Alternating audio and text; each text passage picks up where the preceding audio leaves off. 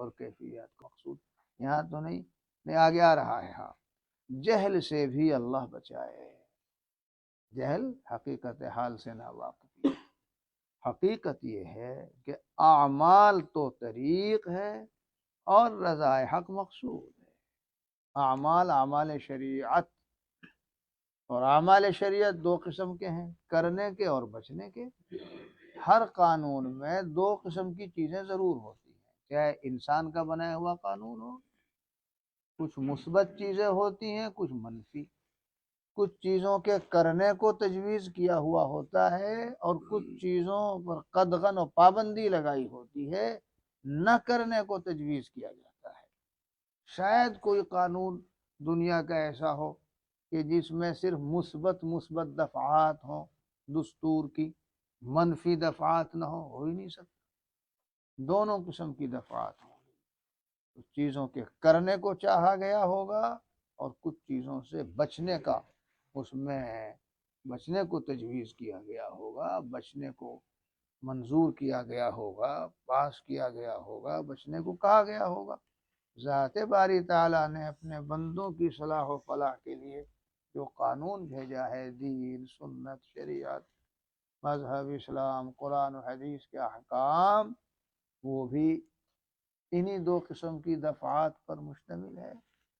کچھ چیزیں بندوں سے چاہی گئی ہیں، ان کا کرنا چاہا گیا ہے، اور کچھ چیزوں سے روکا گیا ہے۔ یہی تو ہے اعمال کا، یہ ہے طریق، اس پر پڑھو، یہ ہے راستہ، اس پر چڑھو، اس پہ پڑھو، کرنے کے کام کرنا شروع کرو، بچنے کے کاموں سے بچنا شروع کرو۔ ایک ہی دن میں نہیں ہوگا تو فہرست بنا لو، اب تک ہماری زندگی میں اتنے کام تھے کرنے کے، یہ نہیں تھے، بڑھاتے چلو، اور اتنے کاموں سے ہم نہیں بچ پاتے تھے، ان کی فہرست بناؤ، پھر بچنا شروع کرو۔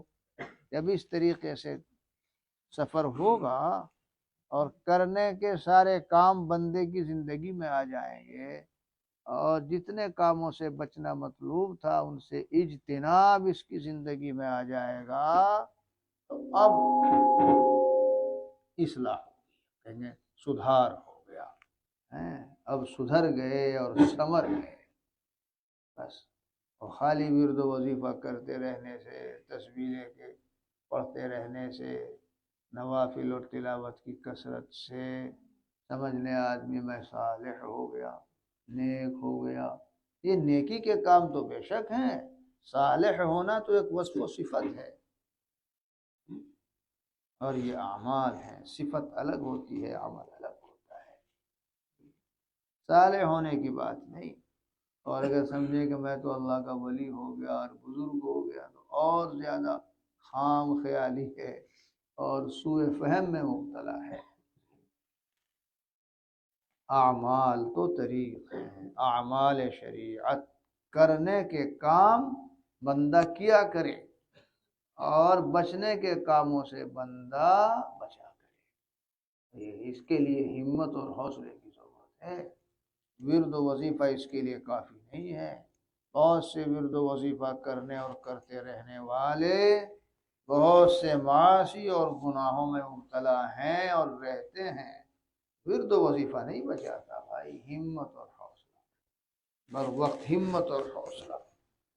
کرنے کے کام کے لیے ہمت نہیں جی چاہ رہا ہے پھر بھی کرے، اور بچنے کے کام سے بچنے کے لیے ہمت، کتنا ہی اندر سے نفس اور جی ورغلا رہا ہو، اس میں ہیجان پیدا ہو رہا ہو، لیکن پھر بھی بچے نہیں، کہ اللہ کے قانون میں منع ہے، اسے کروں گا تو اللہ تعالیٰ ناراض ہو جائیں گے، اور میں تو طالب اصلاح ہوں، پھر اصلاح کہاں ہوگی؟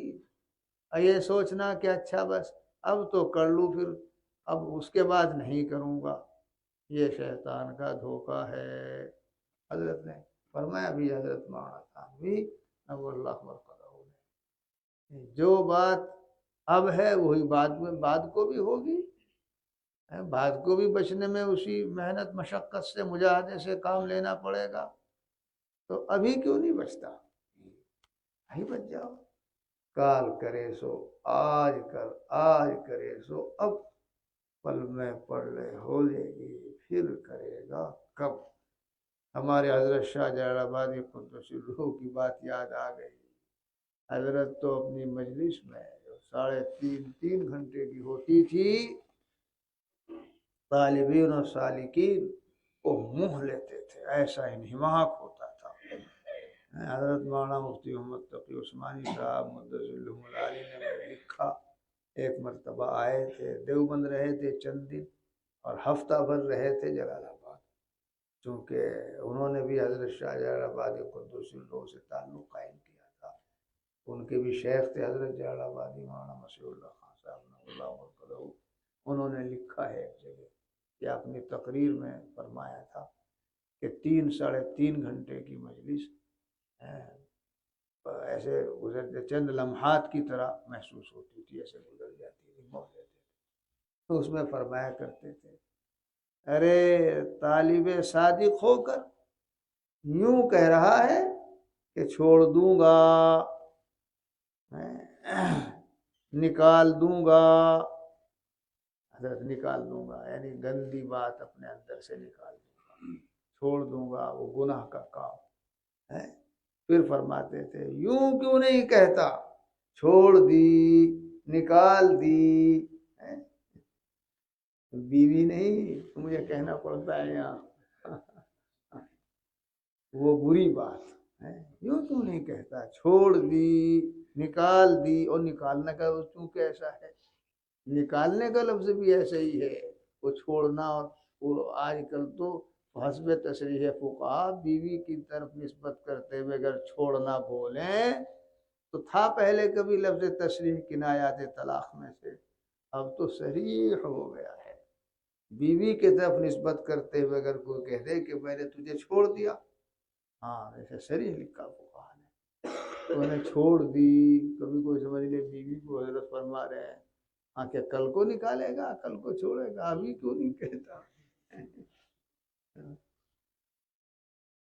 یوں فرماتے تھے، طالب صادق ہو کر یوں کہہ رہا ہے، چھوڑ دوں گا، نکال دوں گا، اس گندی بات کو، گندے خلق اور اخلاق کو ختم کر دوں گا، تو گندے عمل کو چھوڑ دوں گا، یوں کیوں نہیں کہتا کہ چھوڑ دی یہ بری بات، ابھی چھوڑ دی، نہیں کروں گا، نکال دی، وہ گندگی ختم کر دی۔ اس کے لیے تو بھائی مجاہدہ ضروری ہے، بالکل مجاہدے کے بغیر کام نہیں چل سکتا۔ اور اگر کسی گناہ کی عادت ہے اور عادت بھی کچھ پرانی ہو گئی تو مرض مزمن کی طرح ہو جاتا ہے، جیسے اس سے چھٹکارے کے لیے ذرا لمبا علاج کرنا پڑتا ہے اور لمبی مدت تک دوا دارو اور پرہیز کا اور تدبیر کا استعمال کرنا پڑتا ہے۔ تو اگر کوئی پرانی عادت ہے، غیبت کی عادت ہو جاتی ہے، جلدی سے نہیں جاتی، جھوٹ کی عادت ہو جاتی ہے، بد نگاہی کی عادت ہو جاتی ہے، تو اگر عادت بن گئی تو اس کے لیے تو پھر اور زیادہ ہمت اور حوصلے سے کام لینا پڑے گا۔ اور ایسا نہیں کہ نہ چھوٹے، چھوٹ جاتی، پہلے محسوس ہوتا ہے کہ کیسے چھوٹے گی، تو بہت مشکل ہی تو ہے، محال تو نہیں ہے، آخر لگی بھی تو ہے کسی طرح، جب لگی ہے پہلے نہیں تھی، چھوٹ بھی جائے گی، بعد میں نہیں رہے گی۔ العالم متغیر وکل متغیر حادث فالعالم حادث، بس یہ تو صحیح ہے، لے لاگت لاگت لاگے، ایک دم تو عادت بھی نہیں بنتی، بھے بھاگت بھاگت بھاگے، اب وہ بڑے دنوں کا سویا منوا، جاگت جاگت جاگے۔ یہ مشرقی یوپی پوربی مسئلہ ضرب المثل ہے۔ حضرت مولانا ارشاد صاحب رحمۃ اللہ علیہ تھے، دارالعلوم دیوبند کے مبلغ، مولوی مفتی احمد سعد احمد کے والد ماجد والد مرحوم شاہ وسیع اللہ صاحب نور اللہ مرکزہ کے مجازین و خلفاء میں بھی تھے، اور جنوب میں ان کی بڑی خدمت ہے کرناٹک کے علاقے میں۔ تو دارالعلوم دیوبند کی دارالحدیث میں ایک مرتبہ وہ کچھ نصیحت فرما رہے تھے، طلباء کو تقریر کر رہے تھے، اس وقت انہوں نے یہ 2 شعر پڑھے تھے، لے لاگت لاگت، اب پھر تشریح کی تھی، ورنہ ہم کیا سمجھتے، لے لاگت لاگت لاگے، عادت ایک دم پان کھانے کی عادت تو ایک دم تھوڑا ہی ہو گئی، پہلے تو کسی نے کھلا دیا شوق میں، پھر بھی جی نہیں چاہتا، پھر کسی نے کھلا دیا، پھر کسی طرح کھا لیا، اب تھوڑا سا اس سے کھانے کی رغبت ہوئی، ایک دم تو نہیں ہوتی۔ یہ معاملہ بیڑی سگریٹ کا رہتا ہے مثلا، اس کے نشے کا بھی یہی رہتا ہے، اور ایک وقت پھر وہ آتا ہے کہ چسکا ہو جاتا ہے، اس کے بغیر بات بن ہی نہیں سکتی، کام چل ہی نہیں سکتا۔ یہی ہے، ایک دم سے عادت بنی بھی نہیں، ایک دم سے چھوٹتی بھی نہیں، دیر تو لگے گی، مگر ایسا نہیں کہ نہ چھوٹ پائے، ہمت اور حوصلے سے کام لینا پڑے گا۔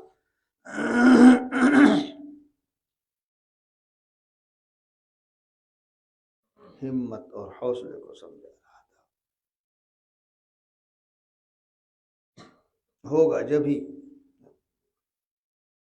یہ سوچنے سے نہیں ہوگا کہ کل سے، پھر وہ کل نہیں آتی، وہ کل آتی ہی نہیں۔ اسی لیے بعض دانش مندوں نے لکھا ہے کہ عقل مند کی لغت میں فردا اور کل کا دن نہیں ہوتا، جو کچھ ہوتا ہے وہ آج ہی کا ہوتا ہے۔